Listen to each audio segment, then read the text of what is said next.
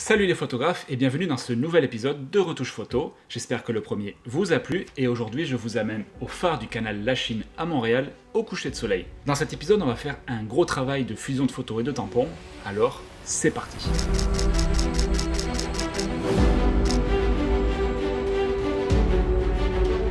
Donc cette photo je l'ai prise au canal Lachine, au phare du canal Lachine, donc c'est un super endroit à Montréal pour admirer les couchers de soleil. Et le principal défaut dans cette image, forcément, c'est qu'il y a toujours beaucoup de monde à cet endroit, beaucoup de monde sur le ponton, des pêcheurs, des passants. Donc j'ai essayé ce soir-là de faire des pauses longues à hauteur de 30 secondes, mais c'était pas suffisant pour effacer les personnes, donc j'ai pris plusieurs vues là, 1, 2, 3, 4, que je vais essayer ensuite d'assembler sur Photoshop pour éliminer ces passants-là. Sinon on passera plus de temps avec l'outil tampon pour essayer d'obtenir un ponton vide. Donc comme d'habitude, première chose que je vais faire, c'est adopter le profil Adobe neutre avant de commencer ma retouche, puis sélectionner la correction des aberrations chromatiques et des défauts de l'objectif. Là, je vais de suite changer la balance des blancs pour obtenir quelque chose de plus chaud. Donc le profil ombre convient très bien pour le moment. Puis ensuite, je vais augmenter la luminosité sans toutefois trop dépasser, tout simplement pour avoir un peu plus de dynamique dans mon image. Puis aussi, comme d'habitude, la gestion du point blanc et du point noir de mon image. Donc pour obtenir cet effet-là, vous pouvez tout simplement appuyer sur la touche Alt pour obtenir cet effet de masque qui va montrer vraiment où se situent les zones trop lumineuses ou trop sombres de votre image. Donc maintenant que j'ai fait le point blanc et le point noir, je réduis un petit peu ma luminosité en touchant le curseur d'exposition. Et je vais créer une courbe en S pour rehausser les contrastes globaux de mon image. Donc là je suis allé peut-être un petit peu fort, donc on avait des zones trop sombres, je les rattrape avec le curseur noir. Ensuite je vais dans la partie étalonnage et comme d'habitude je vais jouer avec le curseur de teinte et de saturation pour chaque couleur primaire, donc le rouge, le vert et le bleu, pour obtenir un résultat qui me plaît.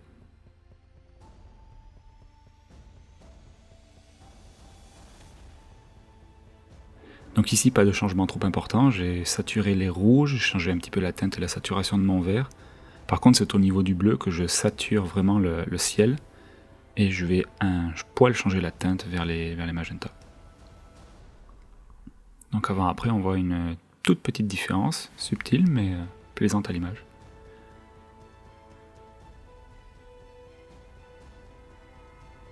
Donc on retourne maintenant dans les couleurs, là où je peux modifier chaque couleur séparément, et je commence toujours par le magenta. Donc je vais changer la luminance et la teinte majoritairement. Pareil pour les violets, où je teste. Donc comme j'avais dit dans la vidéo précédente, ce que je fais souvent, c'est je prends les curseurs, puis je vais toujours aux extrémités pour voir vraiment quel impact ça a sur mon image, et ensuite j'ajuste à ma convenance.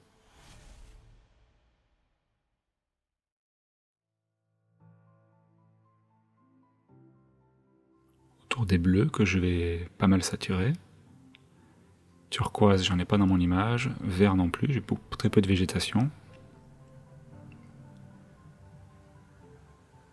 Pas trop de jaune, un petit peu sur le reflet du phare. Là, on voit sur la fenêtre ce que ça donne. Donc je vais augmenter peut-être un petit peu la luminance pour mettre plus en avant ce reflet. Et c'est surtout au niveau des oranges qu'on va voir un gros impact sur l'image, forcément, parce que ce sont des couleurs de coucher de soleil. Donc je sature un petit peu, puis je vais changer la teinte, et aussi au niveau des rouges, où là je vais voir ce que ça donne en changeant un petit peu la teinte, puis en désaturant l'image. Donc avant-après, on voit une grosse différence au niveau du ciel.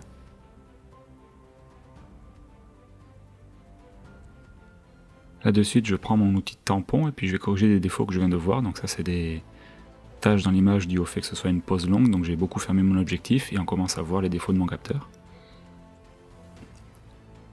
Quelques petits détails aussi de points chauds dans l'eau, ça c'est vraiment dû aux pauses longues.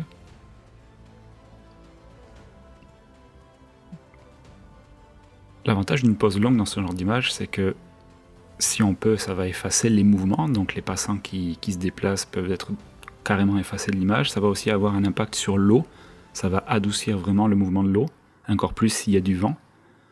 Ce jour-là, peu de vent, mais on voit que ça donne un petit côté un petit peu plus brumeux sur sur l'eau, et c'est surtout aussi au niveau du mouvement d'une image que ça va adoucir le tout. Donc ça donne un petit côté crémeux à ce genre de photos de coucher de soleil que j'apprécie beaucoup. Donc là je fais un tour du côté de la clarté et la correction du voile pour donner un petit peu plus d'impact à mon image, donc ça a pour objectif d'augmenter les contrastes et les micro-contrastes. Je vais aussi jouer sur les curseurs de vibrance et de saturation, donc comme d'habitude j'essaie un petit peu entre les deux, des fois je baisse la vibrance, je monte la saturation, des fois j'augmente la vibrance et je baisse la saturation. C'est vraiment au cas par cas.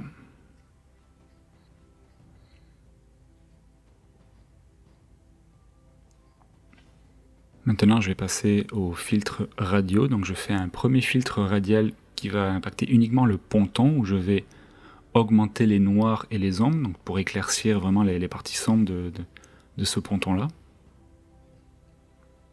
Donc je passe ensuite au filtre gradué, je vais faire un filtre gradué au niveau de l'eau, donc de l'eau jusqu'au ponton, où je vais diminuer la clarté, donc ça va donner encore plus cet effet crémeux que j'apprécie. Je vais aussi monter les ombres pour diminuer le contraste de cette partie-là. Je sature un tout petit peu aussi.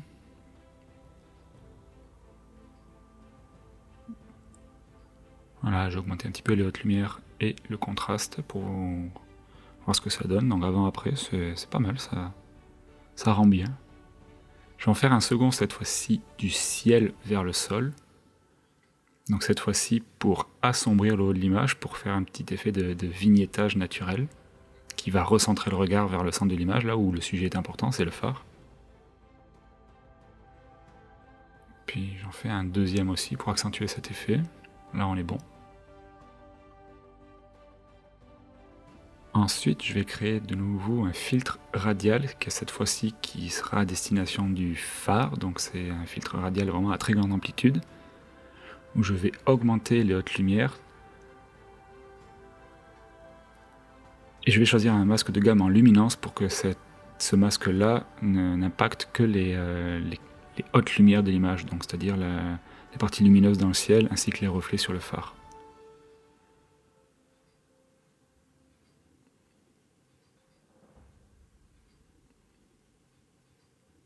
Je baisse la clarté aussi pour toujours cet effet un peu plus doux qu'on pourrait avoir lors d'un coucher de soleil.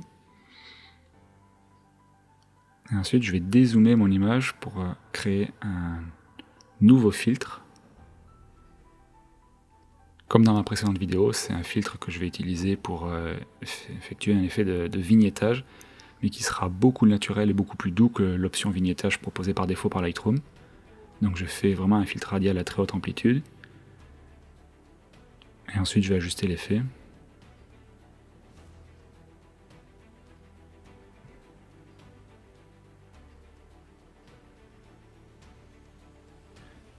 Donc là c'est très subtil mais ça marche, ça recentre un peu le regard vers le sujet.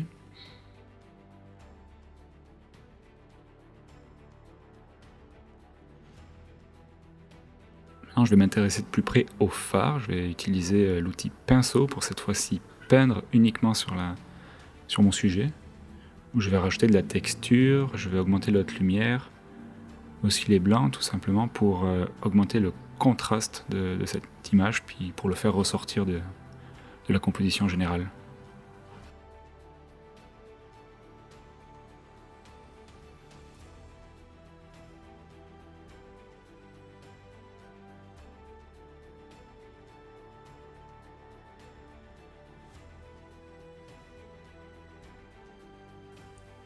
Voilà, avant-après on se rend compte qu'il ressort vraiment bien mieux dans l'image maintenant. Donc maintenant je vais copier tous les réglages que j'ai effectués sur cette photo, puis je vais les synchroniser sur les 4 autres images que j'ai prises. Donc c'est exactement la même composition, et le but c'est de mélanger ces 4 images ensuite sur Photoshop pour essayer d'éliminer le maximum de passants qu'il y a sur ce ponton. Donc comme le soleil se couchait rapidement pendant la prise de vue, j'ai une petite différence de luminosité entre mes 4 images, alors je vais essayer de l'ajuster sur Lightroom avec le curseur exposition, puis une fois que ce sera fait, je vais envoyer mes 4 images en tant que calque sur Photoshop. On se retrouve donc sur Photoshop où j'ai non pas 4 images mais 3 images, je pense en avoir 4 mais j'ai vraiment 3 images de cette même composition que j'ai donc intégrées dans un fichier. Donc je me retrouve avec 3 calques, exactement de la même composition, de la même lumière, la seule chose qui change c'est le mouvement sur le ponton. Donc ce que je vais essayer de faire c'est de mélanger chacune des 3 images pour essayer d'effacer au mieux. Donc ce que je vais essayer de faire, c'est utiliser les masques pour effacer de l'image le maximum de passants avant d'avoir à utiliser l'outil tampon. Donc c'est un processus qui prend vraiment longtemps, alors je vais l'accélérer et on en reparle ensuite.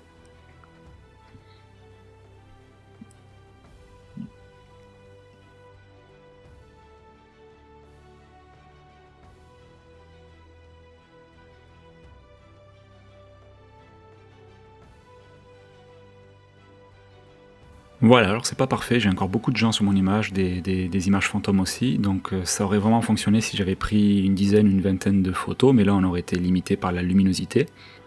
Alors ce qu'on va faire maintenant, c'est utiliser l'outil tampon et essayer de supprimer au mieux ces...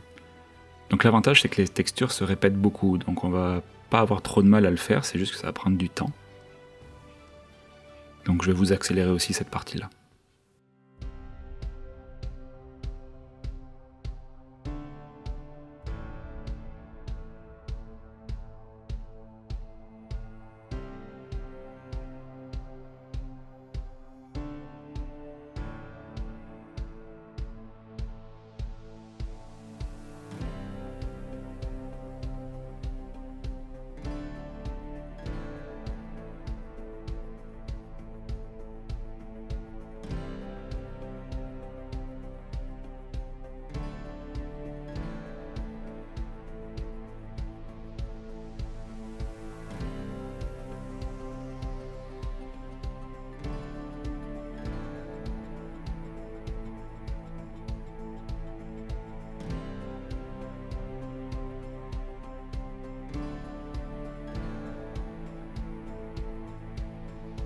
Donc je m'arrête là pour le moment, je pourrais effacer vraiment toutes les personnes, toutes les cannes à pêche qui sont au bout du ponton. On va voir ce que ça donne avec cette composition-là, en laissant un petit peu de personnes au bout du phare. Je ferai sûrement une version où j'effacerai vraiment tout le monde pour donner cette impression de pose très longue et de solitude pour le phare. Mais pour le moment, on continue avec cette version. Donc j'enlève encore quelques défauts, comme ces antennes au fond, comme des petites taches sur l'eau, c'était des balises. Ensuite, ce que je vais faire, c'est agrandir le phare. Donc je l'expliquerai vraiment en détail ce processus-là dans une autre vidéo, mais je vais découper cette image pour étirer mon sujet, qui est le phare, tout simplement pour lui donner un peu plus d'importance. Je fais ça souvent de manière assez subtile sur mes vidéos, tout simplement pour compenser l'effet d'écrasement qu'un objectif grand angle peut produire. Donc c'est toujours à utiliser avec subtilité, on voit beaucoup ce genre d'effet sur Instagram où les montagnes sont vraiment étirées à l'extrême. De mon côté, c'est vraiment subtil, juste pour donner ce petit effet d'importance en plus. Ensuite, comme d'habitude, je vais commencer à retravailler ma photo avec les masques de luminance. Donc je crée un masque de luminance au niveau des zones claires, où je vais appliquer un effet de courbe pour augmenter le contraste de cette partie-là. Donc cette courbe s'applique que sur les zones claires de mon image. Je vais le faire une seconde fois, mais cette fois-ci avec l'outil niveau, où je vais changer mon point blanc, changer mon point noir.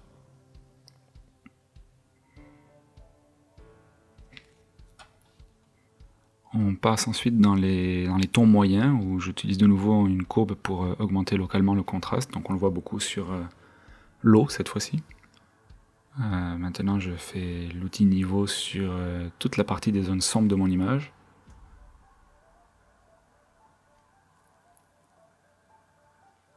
Donc là je recommence, j'essaie de trouver vraiment le bon ajustement de contraste pour pas que ça soit trop peu ou trop.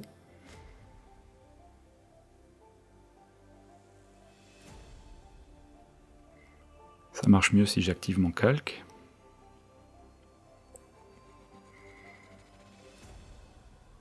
Voilà, ce sont toujours des changements assez subtils, mais quand on les additionne, là on se rend compte vraiment de la modification que ça peut apporter à une image.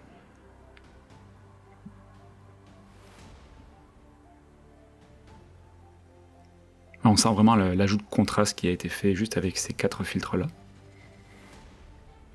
Donc je vais aplatir le tout, et puis je vais créer un effet de contraste automatique. Donc le logiciel me demande de sélectionner le point le plus sombre de mon image, puis le point le plus clair, puis il va ajuster automatiquement le contraste global de l'image. Voilà, ça a pour effet d'éclaircir la photo. donc peut-être un peu trop à mon sens, alors je vais baisser l'opacité de ce calque-là. Là c'est bien mieux.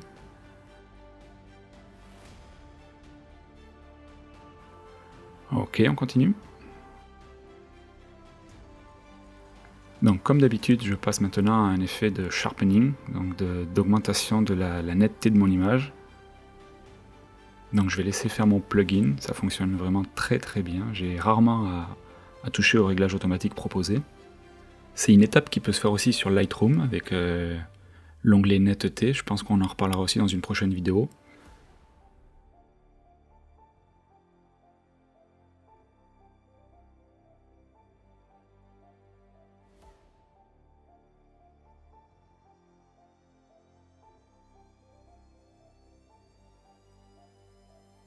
Donc on peut voir la différence avant-après, ça change complètement mon image.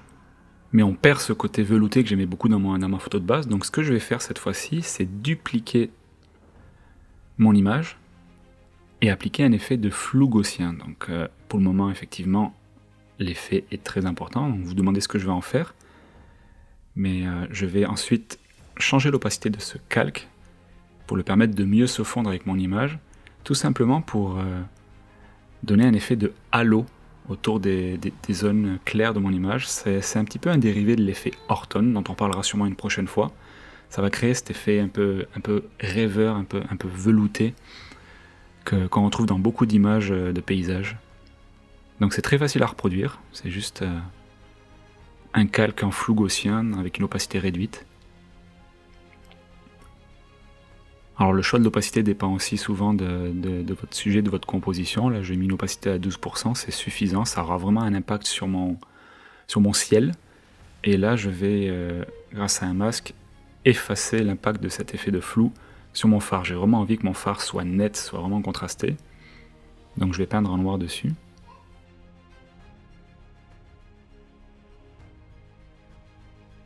Donc voilà, déjà un avant-après de notre passage sur Photoshop, on voit vraiment la différence. Déjà on voit la taille du phare qui change, mais surtout on voit une différence avec le ciel et bien sûr le ponton qui est d'un seul coup vide. Cette retouche me va, donc on va repartir sur Lightroom maintenant.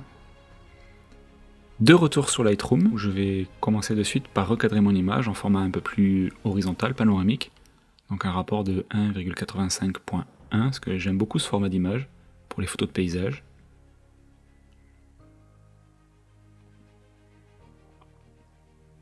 Donc je continue ensuite de nouveau en ajoutant un filtre radial. Donc je vais dézoomer dans mon image pour avoir un meilleur aperçu de l'impact de ce filtre. Et je vais créer un filtre vraiment très large et inversé qui va avoir pour but de simuler un petit peu l'effet du soleil couchant, comme s'il illuminait de manière vraiment verticale la scène. Donc ça va avoir pour effet d'assombrir les extrémités de mon image. Je vais jouer de nouveau sur les ombres pour éclaircir certaines parties de mon image. Donc avant-après déjà ce que ça donne. Je trouve que ce format-là s'adapte vraiment beaucoup à mon image qui est tout en longueur.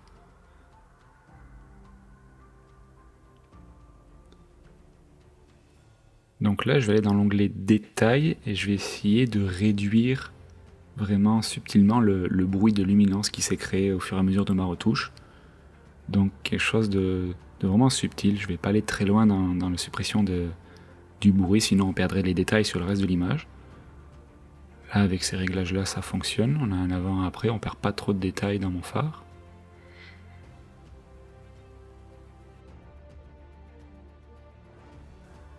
Je vais aussi augmenter de nouveau le contraste de mon image. Là pour le moment on est pas mal. J'ai encore quelques petits détails à corriger.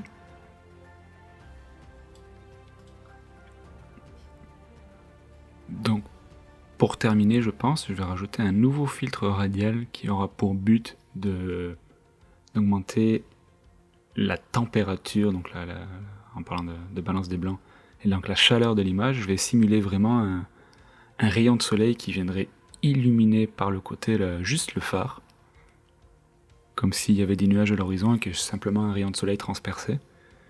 Donc ça va apporter vraiment une belle chaleur de fin de journée. Alors j'augmente le contraste et l'autre lumière, puis je vais aussi baisser la clarté et la correction du voile, comme si c'était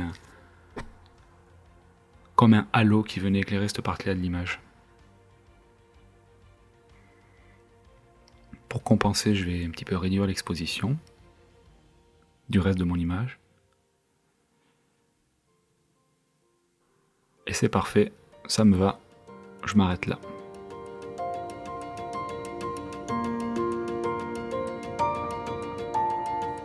Donc je n'ai pas filmé cette partie-là de la retouche, mais je suis retourné le lendemain, puis j'ai fait une nouvelle version en effaçant cette fois-ci complètement les derniers pêcheurs ainsi que leur canne à pêche qui étaient au bout du ponton. Pour ma part, je préfère vraiment plus cette image parce qu'on a vraiment cette impression de solitude du phare à l'extrémité de son ponton au coucher de soleil. Mais de votre côté, n'hésitez pas à me dire quelle image vous plaît, la première version ou cette nouvelle-là. Écrivez-le en commentaire et dites-moi ce que vous en pensez. Voilà, j'espère que cette retouche vous a plu. Comme d'habitude, si vous avez des questions ou des remarques, n'hésitez pas à les écrire en commentaire. Et quant à nous, on se retrouve pour une prochaine vidéo. Ciao!